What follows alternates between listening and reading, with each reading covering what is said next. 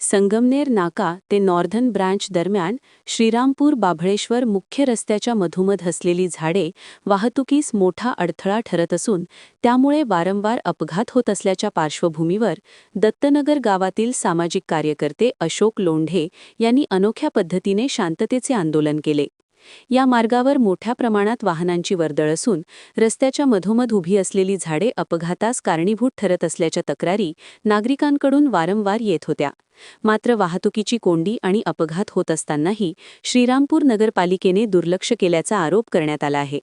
याकडे लक्ष वेधण्यासाठी लोंढे यांनी रस्त्यावर फलक लावून आम्हीही निसर्गप्रेमी आहोत, मात्र कोणाचाही जीव जाऊ नये एवढीच अपेक्षा असा संदेश दिला.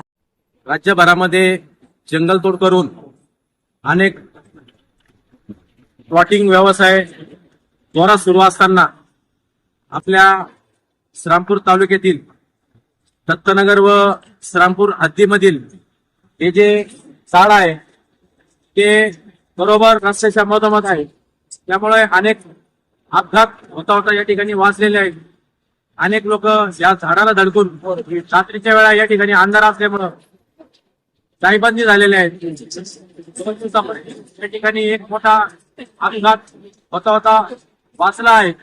तरीही या ठिकाणी श्रीरामपूर नगरपालिकेचे जे प्रशासन असेल किंवा या ठिकाणी दत्तनगर ग्रामपंचायत यांच्या मधोमध हे झाड आहे, तरी हे झाड अपघाताचं केंद्र या ठिकाणी बनलेलं आहे.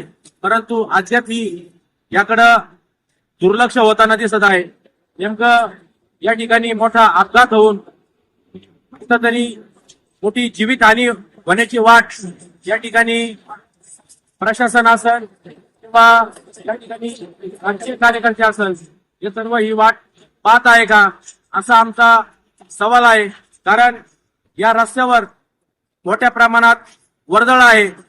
पार गाड्या एकमेकाला खेटून चालतात.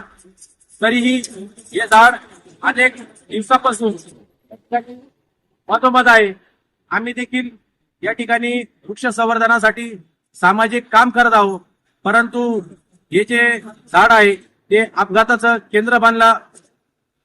केंद्र ठरत असल्यानं या ठिकाणी हे झाड या ठिकाणी काढून या ठिकाणी कुठंतरी त्याचं शिफ्ट करावं किंवा काहीतरी त्याचा मार्ग या ठिकाणी करावा अशीच प्रशासनाला आज जोर विनंती आहे.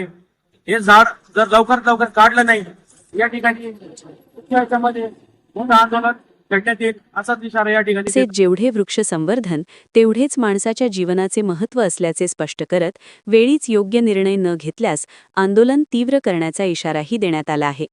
नगरपालिकेने तातडीने उपाययोजना करून अपघातप्रवण ठरलेली झाडे हटवावीत अशी मागणी नागरिकांकडून होत आहे.